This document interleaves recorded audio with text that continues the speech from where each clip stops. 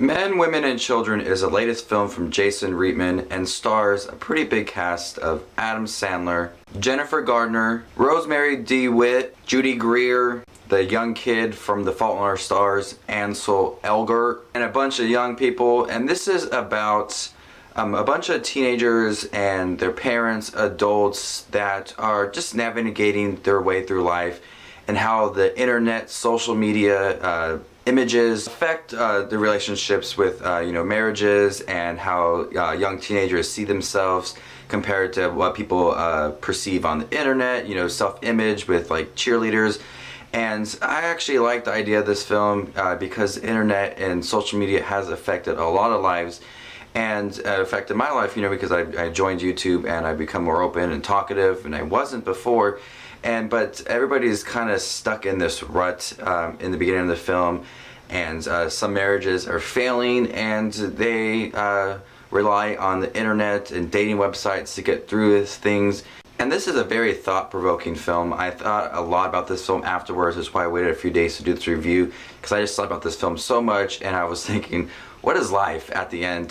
So it's just, with social media and how it affects people's lives and their images about themselves and images about relationships and how things should go if it's not according to the media. It affects yourself, and I was thinking a lot about that and how I use the media with YouTube and Facebook and Twitter, Instagram, Snapchat, all these different media outlets that I use, and how it affects me and like school and relationships and different things.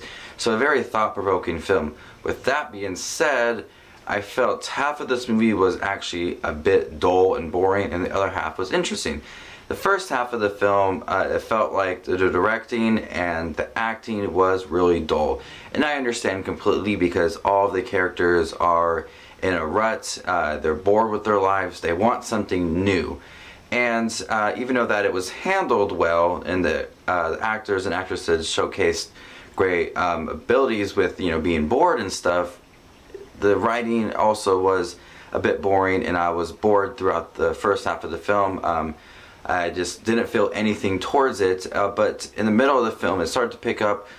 People got into relationships, they seemed to be a bit happier, and I was a bit happier too. There were some emotional scenes towards the end, and I think that some people can actually relate to this film. They touch up on a lot of different subjects, cheerleaders, parents who really don't understand their teenagers, parents that are going through a failed marriage, people who are just starting to date. So there's a lot of different things that they cover, and I think a lot of people can relate to them. I did relate to a few things in here, but a bit of the film was rather boring and dull, with boring performances. But the second half picked up when people were a little bit happier, and people were in relationships, and I was interested in their lives and what is going to happen at the end of the film.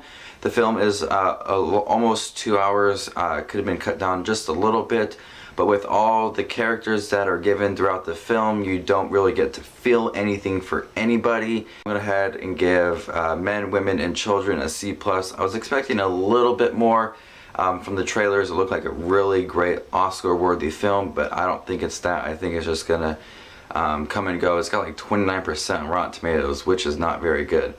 So let's just watch the movies with this review on Men, Women, and Children, which is directed by Jason Reitman and has a pretty big cast. So let's just watch movies, and I'll see you later. Bye.